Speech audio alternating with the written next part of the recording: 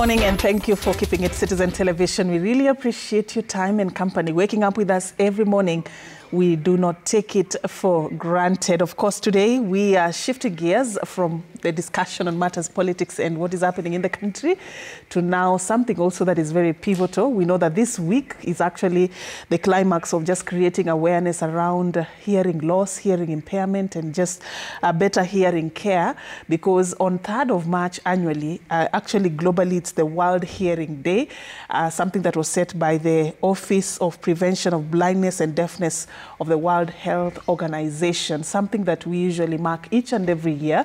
And today I have an expert with me in studio who will be helping us understand not just about the World Hearing Day, but also what you need to do to generally just take care of your hearing care. I'm talking about Dr. Richard Mwangi.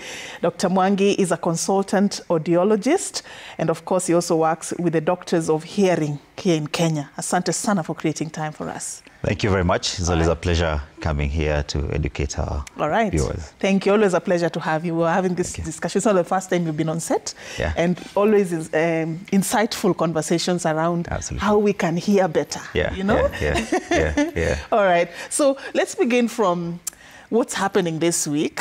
On 3rd of March was the World Hearing Day. And I just want us to talk about the significance of this day and cascade it down to our country, Kenya, because it's a global event. Yep. And people would be asked, so what? You know, so what happened in Kenya? What were some of the activities around, around that day? Yep. And what were some of the objectives of even doing those things? Yeah. And is it something that we have been part of? And what are you seeing? Are you seeing results as professionals in the sector? Thank you once again for having me. As you have correctly put it, is that every 3rd of March is a World Hearing Day. And a lot of activities surrounding the hearing healthcare went through. The Doctors of Hearing, we had quite a successful one happened in Murang'a County, where we are doing more of changing the mindset of what people have known as a hearing problem being of old age. Apparently, hearing problem can affect anyone at any single age. Somebody can be born with it. And it's high time we continue making this awareness to each and every one. You realize that globally, 20% of population suffer from a significant hearing problem. And coming back here, Kenya, is that you find that 3.5 of male have got a hearing problem, and about 4.5 of women percent have got a hearing problem. So it's an issue that need to be discussed. It's an issue that need to be talked about, because it is affecting each one of us somehow, directly or indirectly, in matters of daily life. All right. So, of course, we'll talk about some of the common causes and even what to do in case you're already part of the numbers that you have shared. Is it 20% of the population? Global population. Global population. Yes. In case you're part of the 20%, what do you do to improve your life? But then again, let's begin from the very basic. Sometimes it's very difficult for even parents and caregivers to catch it. When kids are young. Let's start there, because there are people who have grown with it, and maybe it was discovered late in the stage of them growing as children. Probably talk to us about the complexities of catching hearing impairment, especially at that stage of life, the childhood, the infant stage. First of all, I would want to define what hearing loss is, because people think that it is being deaf. Hearing loss, it's either partial or complete inability to hear. So those people who've got a partial hearing problem may think that they don't have that kind of problem that need to be addressed by people like us who call ourselves audiologists. But it need to be addressed because it has got quite of challenges by itself. But how do you know that you have a hearing problem? Most people don't know exactly why they have a problem.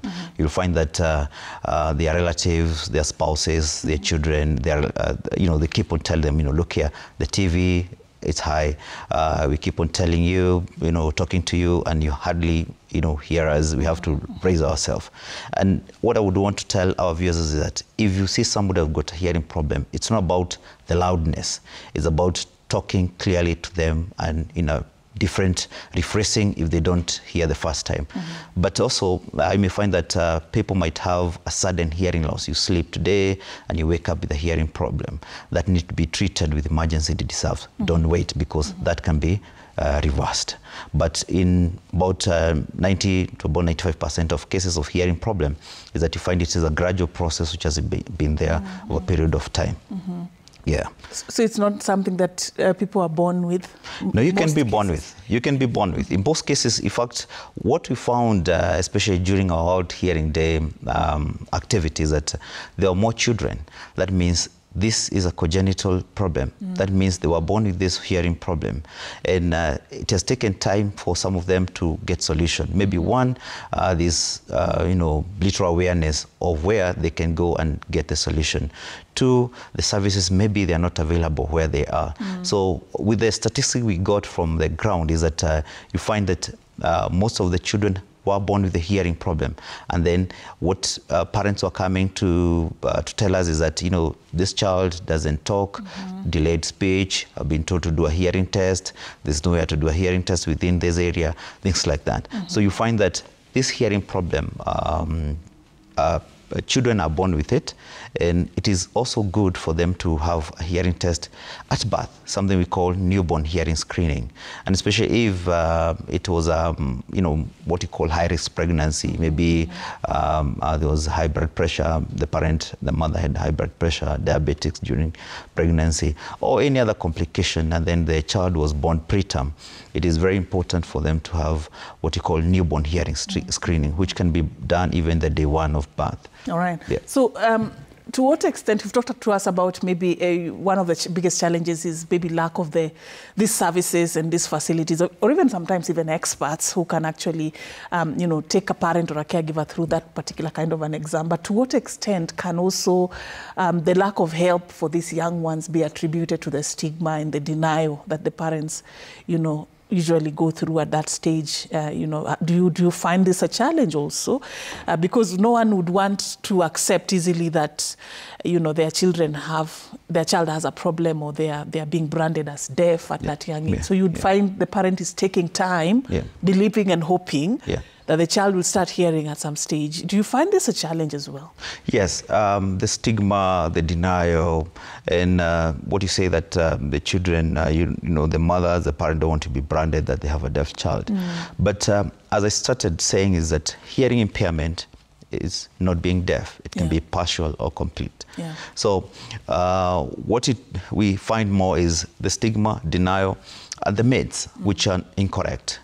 You find that maybe as a parent you have this child, the milestone, one of it being development of speech, it's not happening.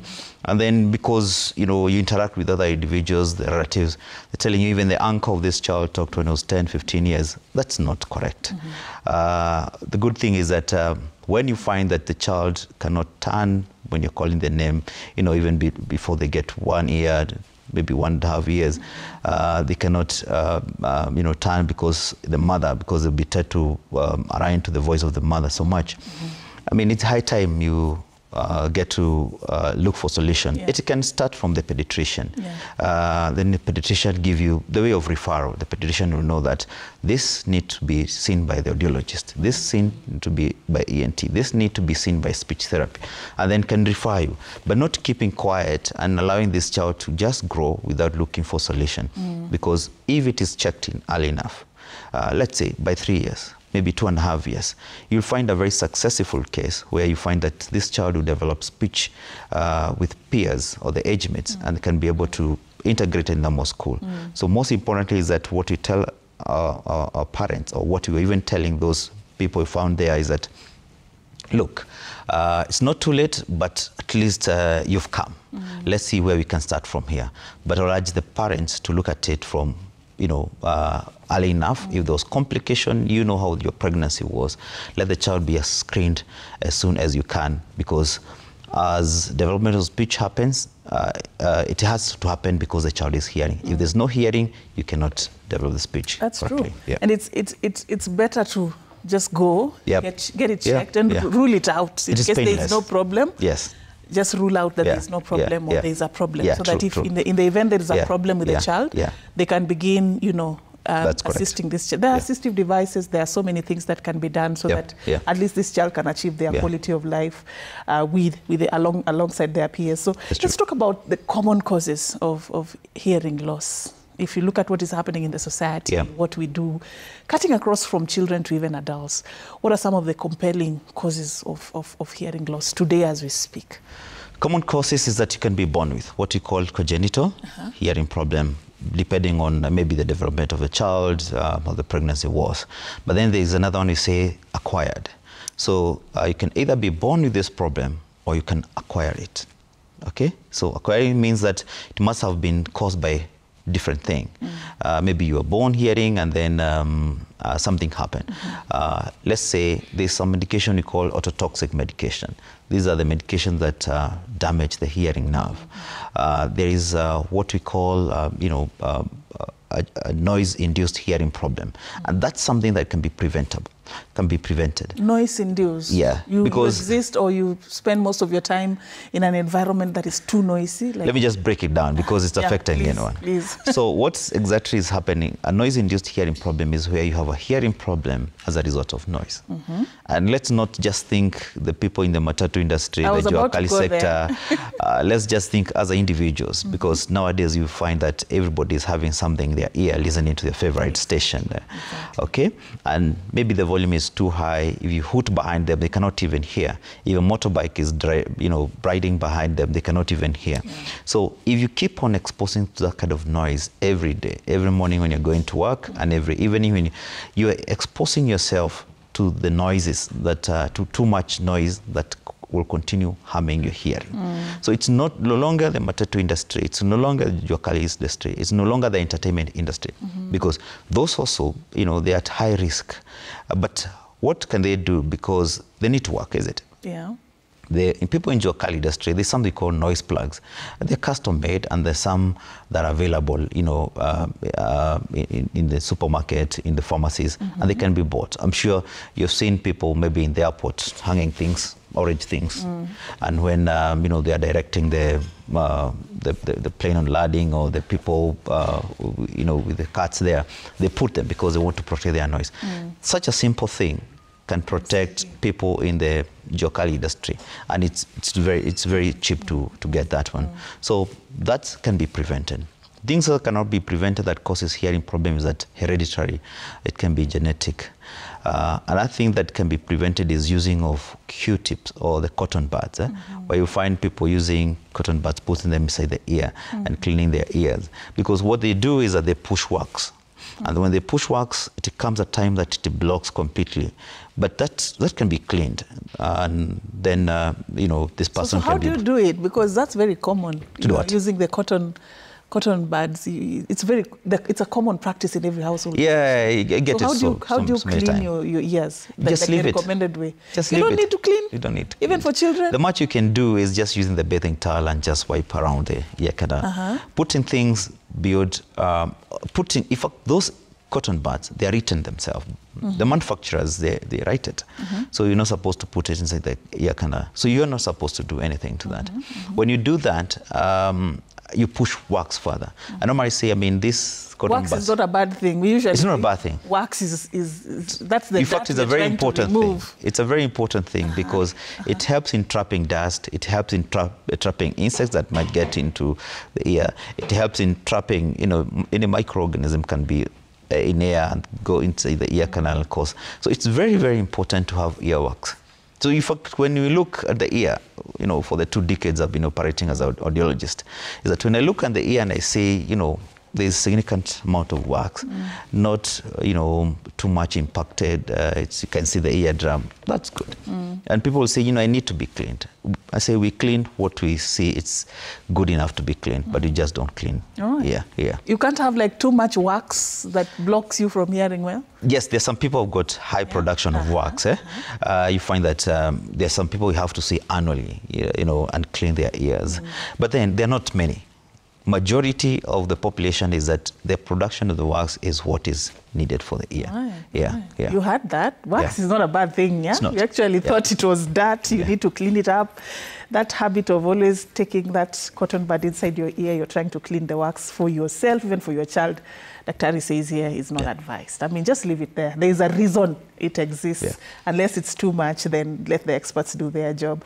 All right, so how can I or someone begin to know that I'm developing hearing loss, or I'm beginning to have a problem? Or any signs, or, you know, that can tell that you're beginning to develop that challenge? That's a very good question you asked there. Because most people come when the hearing impairment is such an advanced stage, and you may find that rehabilitating it becomes quite of a task, and then they are looking solution as up at that point. But how would you know that you're developing a hearing problem? One is that we say hearing problem is a gradual. It's quite of a gradual process. It doesn't happen like overnight. Yes, there's one that can happen overnight. I say it's sudden sensorineural hearing loss. That happens and can be reversed if you go to the doctor immediately for treatment. But in the majority of the cases is that it is a very gradual process. In fact, when you're taking the history of a patient, you ask them, how many years have been had this problem? They say 2 years, 3 years. And when you say like that, you say this must be about 5 years. Because you can't tell that you're developing a hearing problem by yourself. What will happen is that very people might notice, yes, but then you'll find that you start increasing the volume of a radio, TV, the house, to an extent that if somebody else comes, they feel uncomfortable. It's too loud. But for you, you are okay. You're okay at that point. That means, you know, the hearing is not as good as the other person. The other thing is that you start finding that you want people to talk in front of you. Okay? Yes, somebody talks like you can say that's you talking behind me, but I cannot really understand what you're saying. So when you come in front of me, and I can understand. But what people mistake by saying that is not that, yes, you are hearing, but also you are doing more of lip reading, where you find that you look into my lips, and then you can hear a bit, and then you can converse and engage in a conversation very well. The other point is that you start finding that you don't go to the social gathering, you stop going to church, you start going to meeting friends, because you are afraid that whatever they might be discussing there, it might not be clear to you, and when given a chance to contribute to such kind of discussion, you might get out of the topic. For the years that I've worked, I've got enough cases of such a kind of people. You find that a lady telling you that I was in this meeting of a women group, and then I was told to give a contribution towards the discussion. But then I went on praying for the closure of the meeting, but that was not the case. I was supposed to contribute. And you find it's kind of an embarrassment for that kind of person. So most people will be told by their relatives that, I mean, I think you need a hearing test. And when you are told by your relatives, your spouse, that I think you need a hearing test, just take an initiative to do that. Because it is either you have it or you don't have it. And when it's known early enough, it will not be so much of an issue to manage it. Because even if it's a mild hearing loss, it can be managed very well. You might say that mine, I was told, is just mild. It is not just mild, it is a hearing problem that need to be sorted from that age. And that point, when it's sorted out, you can find that it is not progressing the way, you know, by leaving it like that. We also talk about the benefits of good hearing towards the brain. I'm sure this is a topic that we can discuss. Yeah. Let me take you back a bit to the causes. There's something we observe with our senior citizens. It gets to an age where they can't really hear you easily, and you have to like either increase your volume when you're talking to them, or just sort of like you even accompany your communication with other things so that they can understand. I want to understand the connection between age and hearing impairment. Yeah, that's a good question. There's what you call age-related hearing loss that happens as the aging process. So what happens is that, and also not to every individual, you'll find somebody is 100 years and maybe their hearing is, it's not bad, okay? But this age-related hearing problem, which you say it's at about 60 years. Some people say about 55. It's about 60 years. So that happens also in a gradual way, where also you find that you start finding that when our senior citizens want to go maybe to the airport, they want to be accompanied because they cannot hear the PA system, what's the communication. Maybe when they want to go to the bank, they want to be accompanied because they want to be held by the person who is accompanying them. But they can be independent by looking at it on a rehabilitation part of it. Where you find that in most of this hearing problem we're talking about here, today's hearing devices, they are so discreet and so cosmetic appealing, and also with a lot of technological improvement, where we say that they're using artificial intelligence. It's no longer the big beige, device. So when I sit here and then people say that's the hearing aid guy, it's not the big beige hearing devices. They are cosmetic looking. They look really cool. Yeah, they're looking very. I remember there's a media house I went to, and I was wearing one as a Bluetooth device, and nobody could notice. The host was asking, "Did you notice I was wearing something?" No.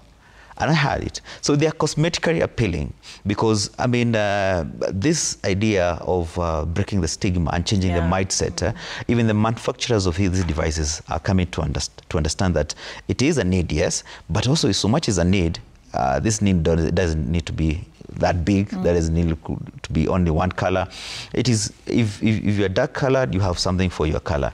If you're light skin color, there's something for your color. So it's no longer that stigmatized devices that people used to wear.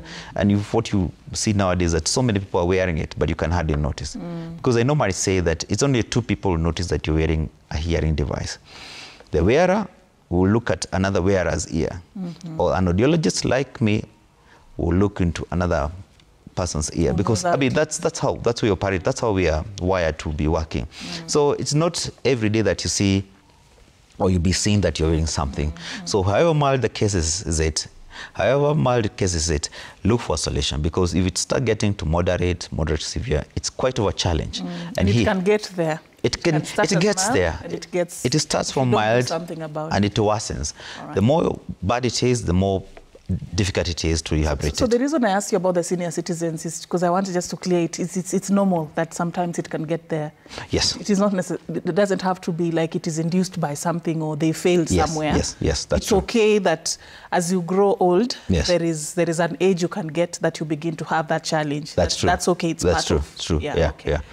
All right. So let's talk about how hearing loss impacts, your life generally. Yeah. We may ignore it, like, it's just mild, I can manage. But then without looking at the bigger picture. So give us the bigger picture. The bigger picture. If it is not addressed, how does it impact someone's life? The bigger picture is even a bit sad. Yeah. But what I want to say is that, when you have a hearing problem, it is good for it to be tested. We say that. But the impact it gives society is that you find that people are not quick to look for a solution. One, because the hearing impairment is not painful. Two, there's no those triggers to make you rush to the hospital, the inflammation, the fever, all those things, they're not there. But then you find people get delayed from mild, moderate to severe. Or even they tested being at the mild level, and they continue saying, mine study is mild, it doesn't have an issue, things like that. But what is it happening? What is back end? What is happening to your brain? We normally like to say that we hear through the brain. The ear is just a channel to take the sound to the brain for understanding. So take it here. There's hearing and there's understanding, is it? So I told you, when you started this, somebody can hear somebody talking behind, but they cannot understand. They want to have this person in front so that they can have lip reading. They can look in this person's lips and get to understand. So there's hearing and the understanding. So we understand through the brain. So we are communicating with you because we can speak the language that we are. So for instance, I do this interview in a different language and you understand, you don't understand. We will not have a communication, that's right. So the much that happens is that there's what we call cognitive decline. When you talk of cognitive decline, you're talking about the effects of hearing impairment, what is causing in the brain. Okay, so if there's no sound or there's no sufficient sound getting to the brain, there's what you call atrophy. The brain becomes smaller, not in a way that you may notice. Or even to make our viewers understand, let's say you come here, you've done a different language, maybe French, maybe Germany, you don't practice with anyone.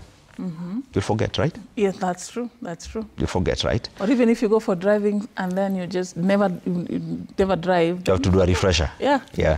But matters of brain is that this language, let's say I go and do maybe a foreign language, not mentioning any, and then I come here, I don't have anyone to practice with it. Yeah.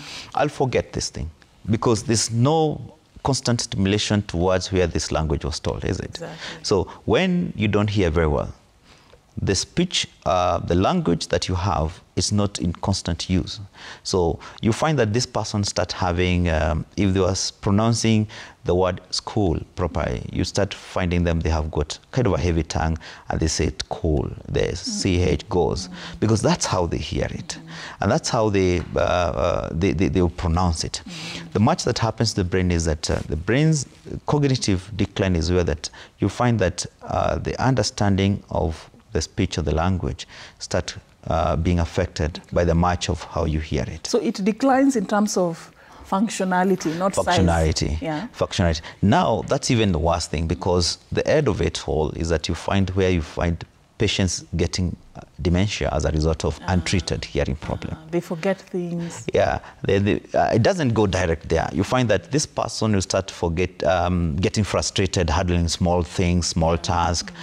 This person, when they go to a noisy place, they cannot hold a conversation because the background noise is becoming so much of a nuisance to them. And then they find that, they just want to be by themselves or isolate themselves socially. That's how they find themselves. And then eventually you find that this person becomes so forgetfulness, cannot be able to, make small judgment here and there, and then becomes such a frustrating life. And then you find that these cases of dementia are resulting as from untreated hearing problem. So that's why you're saying, however mild it is time to look for a solution so that it can be rehabilitated and improve the way of life. Yeah, now that you put it that way, I mean, one would think, having a hearing problem is just about your ears and nothing else. But you see how it is now trickling to the different facets of your life. And I want to understand, though, how this affects the social and the emotional well-being of the individual. Yeah. I know is it 2 decades or? Yeah, this year. About 20 years in this, yeah? You've interacted with patients who've had this ranging from mild to even severe, to those who even are deaf. Yes. How is their life socially and emotionally, looking like? Any challenges, things that they go through as a result of that one challenge of not being able to hear well? Yeah, socially, they become quite inactive people because you find that this person used to socialize with other people and then they cannot be able to socialize if they have a hearing problem. But if they have the hearing problem sorted, they can engage their life normally. So you find these people used to go to the meetings. They used to contribute very, very well in their meetings. I mean, there were these guys that were sought after to talk much about their thing. They know best. But now you find that they are isolating themselves. They just want to be by themselves. Now, what that happens is that when you isolate yourself, and you know there's a problem that is bothering you, you start having kind of a depression within you. So the problem is that they get isolated, they stay by themselves, and they're not looking for a solution. So the life continues. One time, they'll be needed to be in such a situation where they are needed their contribution. And what happens is that they get frustrated and they cannot be able to follow up. So socially, you find that they become such an inactive beings that they are not, they're just questioning about their problem. But there's a problem which can be sorted so easily by coming to people like us who does all this thing here. All right, we'll talk about that. But then how can society respond to such a case? Let's talk about the sort of support that they need from the people around them. Yeah? Good. I started by saying that when you have a hearing impaired person in your society, in your home, it's not about loudness. It's about talking clearly and straight to them. So you make them understand. That is one thing. Two, second thing is encourage them that even if there's a hearing problem, as a matter of maybe it was caused by a medication that they are taking, maybe it is caused by an accident, traumatic experiences, is age-related hearing problem, encourage them that there's a solution towards this problem that you're having. But the support system has to be strong so that this patient not to feel that they are all alone by themselves and they are all isolated by themselves. Because, it's encouraging them of a solution.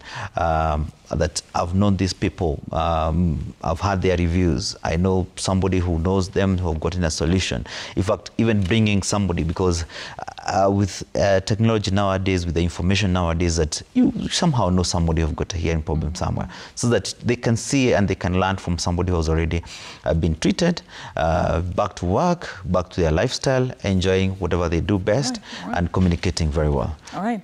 I have a lot of questions, but let me skip to something also significant here. Let's talk about how to prevent it. I know there's the treatment for those who are already part of the numbers, but then let's prevent first.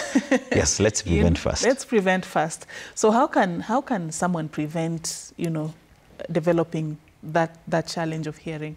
What are the habits or things that we can begin doing? Yeah, you can do something.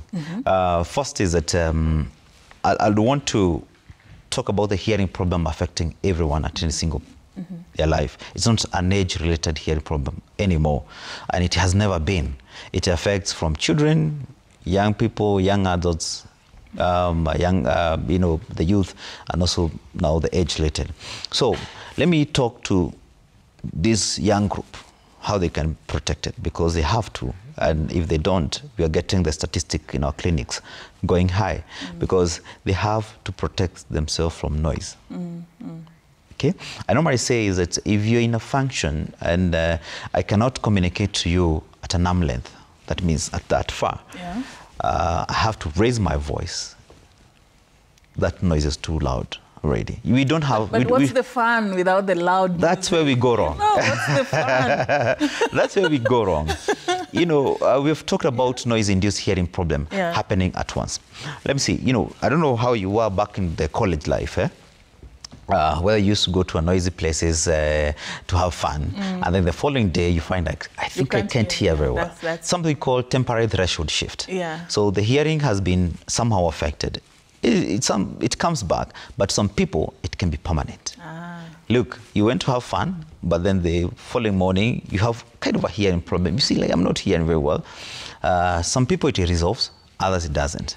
So if at least they realize that, for the few hours that I went out and I cannot talk to somebody at an arm length, that noise is too much.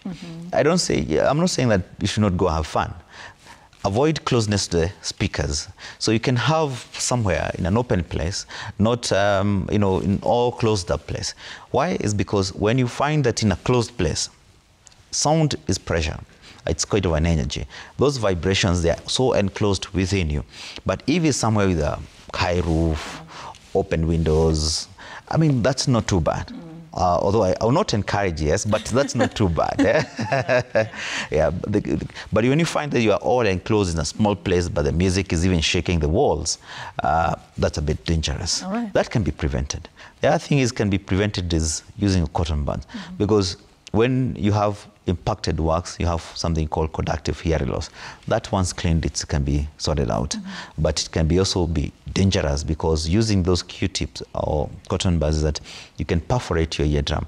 Now introducing a more serious cases where you have to go to theater to have surgical intervention. So they are not the best to be used. Or the matchbox. Yeah, that's now even even worse. Even worse, and using the... Sometimes it feels good. That's what I hear, but you see, it's because when you start making use of this... Do that. Yes. The more you go, the more it becomes nice. It's because the more you use it, dangerous. The more you use it, the more you push wax to where the wax production doesn't happen. Yeah. And then you see, to an extent, some people can have fungus infection. It's just not painful, but it brings that itchiness. Yeah. So every time you itch your ear, you feel like relief.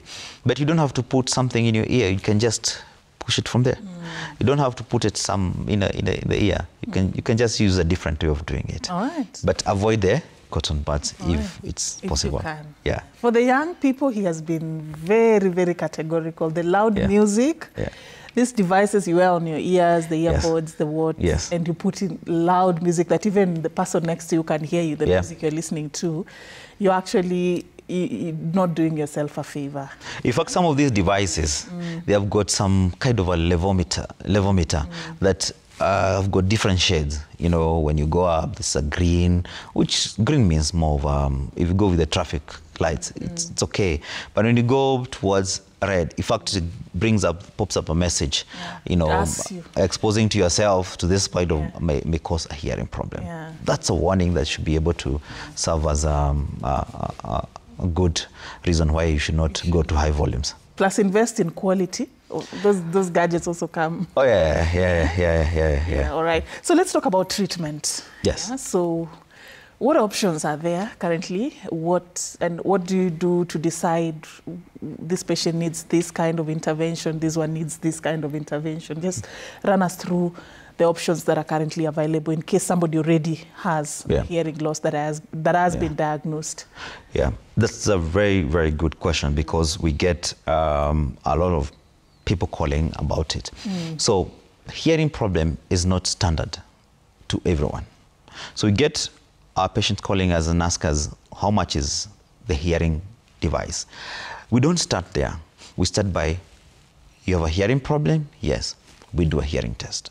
There are diverse hearing tests to be done, be it in pediatric, be it what we call pediatric audiology, and be it in general audiology, where we're seeing adults. So depending on the age, depending on the referral, because most of them are referred by the doctors, there are different tests to be done.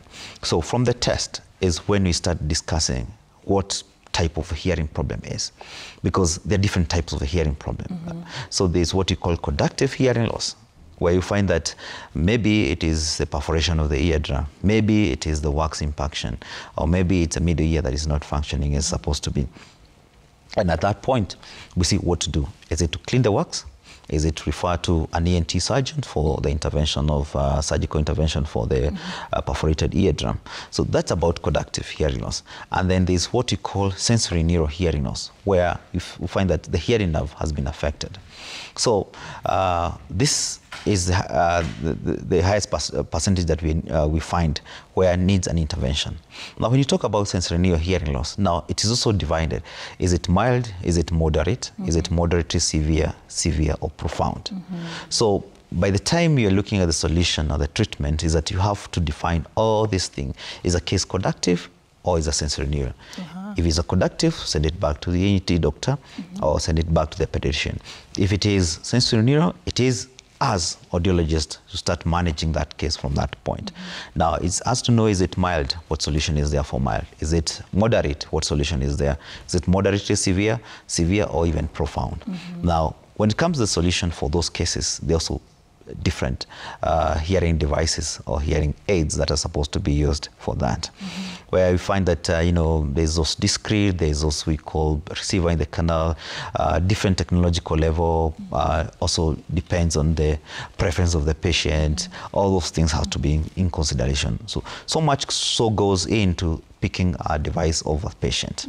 Now, when it is severe to profound, we talk over the cochlear implants, where now we send to a team of doctors, including audiologists, speech therapists, ENT surgeon, because that has to be handled by a multidisciplinary specialist, because it is a case where a surgeon will come in, implant a device, and audiologist will come in, do the rehabilitation and mapping of the process and things like that.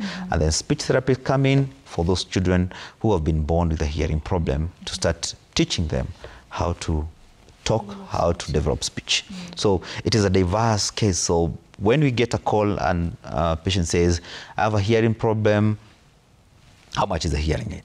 That question cannot be answered. That's like the first thing. That's not no, that's not the first thing. That you should go for. Yeah, that's a very difficult question. Because I can't hear well, yes, I need a hearing aid. A device.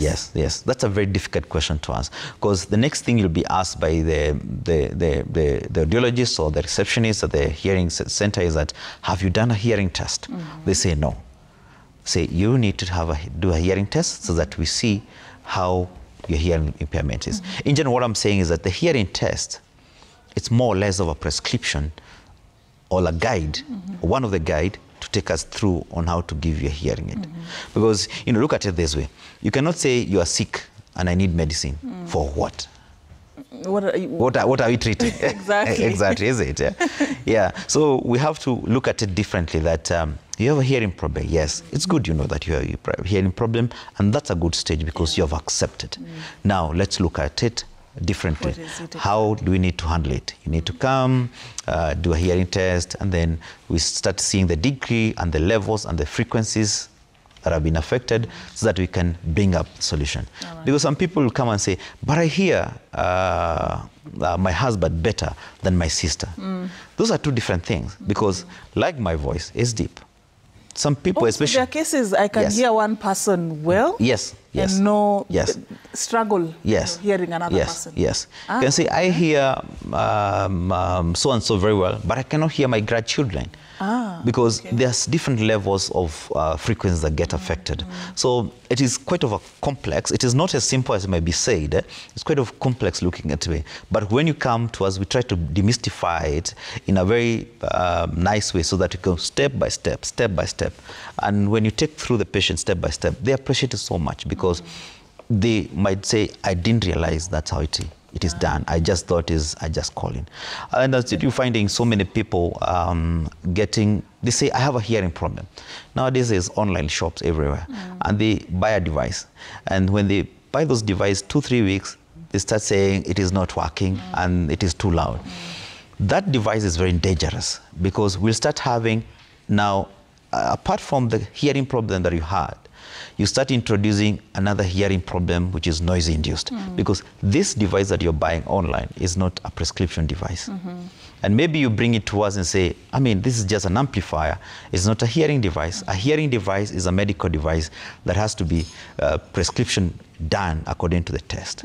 Yeah. And if you take that kind of result to any audiologist in town or wherever in the world, they'll agree with everyone that this has been correctly done and this was the right choice. So let's start the rehabilitation part of it. Yeah. So you can't buy a hearing device online. Don't do that. Go to the doctor to help you decide which one works best for you. But Daktari, so take us through the technology and how it has advanced in terms of making these hearing devices. One thing you mentioned earlier was the sophistication in terms of even how it looks, just to sort of avoid stigma that when you go somewhere in public, everyone knows you're wearing a hearing aid. Nowadays, they look very, very cool, they're nice. For lack of a better term. But then in terms of functionality, you know, how have they been developed? And do they like address specific needs of specific patients, like one who needs it to be loud, one who needs, you know, I don't know. I just want to understand the complexities of how they're made to meet the various needs that you have explained to us. Yeah, I mean, people would want to understand as clear speech is about the loudness. It's not about the loudness. It's about the clarity. Clarity. Yes. Loudness just comes way maybe number 3, number 4 there. But how is this device giving you the clarity of the sound? Now, today's hearing aids, they are we're using their AI-driven technology, artificial intelligence-driven technology, and what you call deep neural networking system. Okay, so it's a way that, you know, the hearing aids are mimicking the way the brain works. So when you see those high-level technology hearing aids, is that they mimic the way the brain works. And then that is so much of beneficial to the patient, because what was happening to their cognitive function in terms of declining, it is more helped or rehabilitated to an extent that this person with their hearing is more in a normal life. So if you look back at the history, we started from what you used to call pure amplification. Pure amplification is what people are selling online nowadays.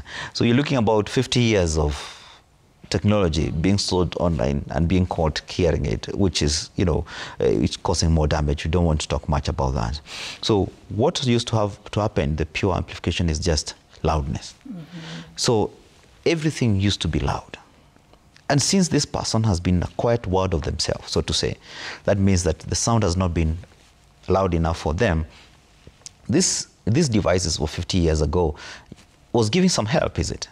Because, I mean, now they can hear maybe a dog bark, maybe they can hear a doorbell, maybe they can hear all those kind of sounds. But then the technology has come changing day by day. We moved from there to what we call digital and programmables. So these were the hearings that were somehow trying to sieve more of a background noise, to sieve more of, it's not pure amplification as such, but somehow it was an improvement until to where we are now today, that the hearing aids are mimicking how the brain works. So you find that small thing behind the ear, it's just got a chip that works so well to bring up the conversation, the speech clarity to more or less to where a normal conversation or how normal hearing works. Yeah, so that's how we have moved. Interesting. Yeah. At what cost, though? The cost issue has been quite a challenge, and I don't know whether our health insurance is even covering this these days. The last time I checked, it was a big discussion. Yeah, it's a big discussion. And talking about the cost also, you see, as I mentioned to you, how the patient calls and they say, I need a hearing aid. The hearing aid depends on the hearing severity. Okay, so we cannot say that it costs this. We see now, just to bring it closer to what we use every day, like let's say a phone, like say one of brand of the phone, the brand ABCD, and then a brand XYZ. So there's XYZ Max, there's XYZ Pro, there's XYZ Pro Max. That brand is XYZ, is it? But it has moved from different technologies. So what that means is that the hearing devices is, as I said, patient preference and according to what we see from the results and according to achievement, what it gives. Because some of these hearing aids, they are so convenient to even the patient that even they have, when you want to use it as a Bluetooth, it converses to your phone. It connects to your phone and then you can communicate. So there are a wide range of hearing devices that we cannot pick one and say, this is the price. No, this is not the price. The price depends on how much of technology level, because you find there are 24 channels hearing aids. That means is the high-end hearing aid. And there's a 12 channels hearing aid. That means more of a lower channel hearing aid. But inside that also, there's also a complexity of how it is worn. Is it rechargeable? Is it battery operated? So all those kind of things, So it depends. Right. Yeah. Right. There's a question that just came in about how this test is done. Sometimes somebody was mentioning to me that you wear headphones and then there's a sound that is played at a particular frequency and then you're asked, you're assessed based on that. How accurate is it? And just tell us a bit about how that test is done, what you're trying to achieve at that. So that test has to be done in a sound-treated room. That's the first thing. The second thing is that the machine, which is called an audiometer, has to have an update, or it has to be calibrated to do an accurate results. And three is that the patient must understand what expectations you're looking for.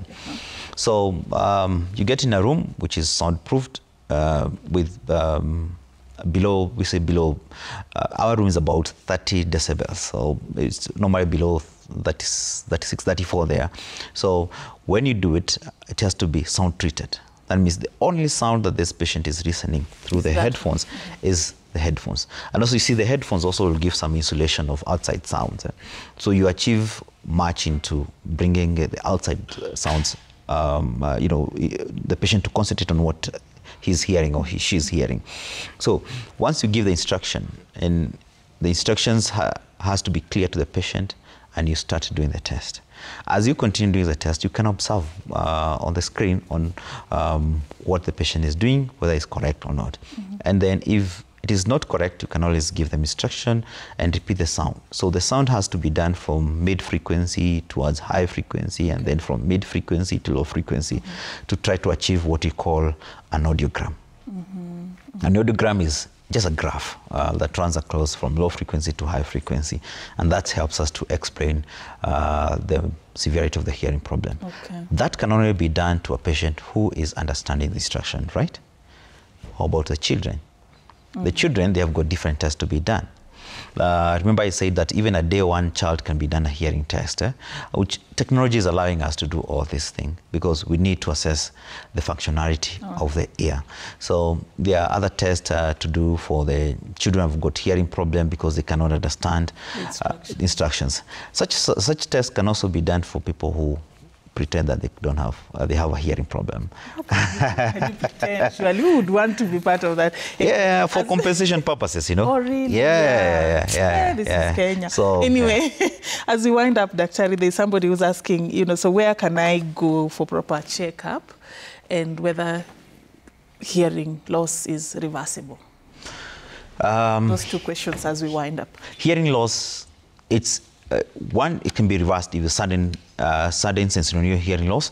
If you wake up having a hearing problem, rush to the doctor. Don't wait to see what happens next. Go to the doctor, let the doctor assess you, let the doctor start medication immediately.